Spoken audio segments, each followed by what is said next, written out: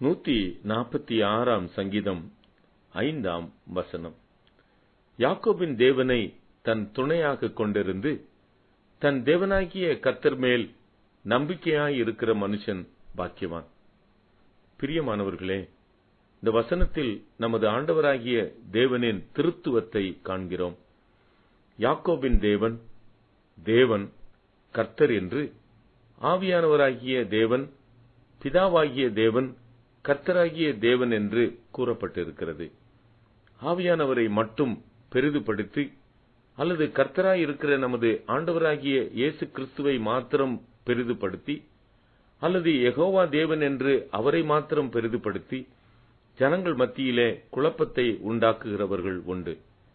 ஆனால் திருத்துவத்திலே நம்பிக்கை கொண்டிருக்கிற மனுஷன் பாக்கியவானாம்.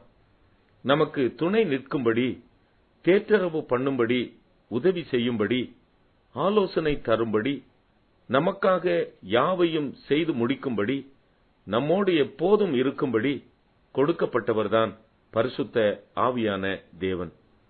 அவரை யாக்கோபின் தேவன் என்று குறிப்பிட்டு அவரை தன் துணையாக கொண்டிருக்க வேண்டும். அப்பொழுதுதான் பிதாவாகிய தேவனையும் ஆண்டவராகிய இயேசு கிறிஸ்துவையும் நம்ப முடியும். ஆவியானவர் தான் எல்லாவற்றிலும் கிறிஸ்துவை குறித்து சாட்சி கூறிக்கொண்டே இருப்பார். தேவனுடைய நீதியை குறித்தும் நியாய தீர்ப்பை குறித்தும் ஞாபகப்படுத்திக் கொண்டே இருப்பார். பரிசுத்த ஆவியானவருடைய நிறைவு, துணை நமக்கு அத்தியாவசியமானது. அவருடைய துணை அல்லாமல் நம்மால் ஒன்றும் செய்யக்கூடாது. ஆவியானவரால் நடத்தப்படுகிறவன் தேவனுடைய புத்திரன் எனப்படுவான். அவரால் நிறைந்திருக்கும் பொழுதுதான் விசுவாசம் வளரும், நம்பிக்கை பெருகும். விசுவாசமும் நம்பிக்கையும் அன்பும் நம்முடைய வாழ்க்கையில் அவசியம். பரிசுத்த ஆவியின் நிறைவினால் இவைகளை பெற்றுக்கொண்டு நமக்காக ஜீவனை கொடுத்த ஆண்டவரையும் எல்லாவற்றையும் படைத்து காத்துக் கொண்டிருக்கிற தேவனையும் சார்ந்திருப்போம். ஜெபம்.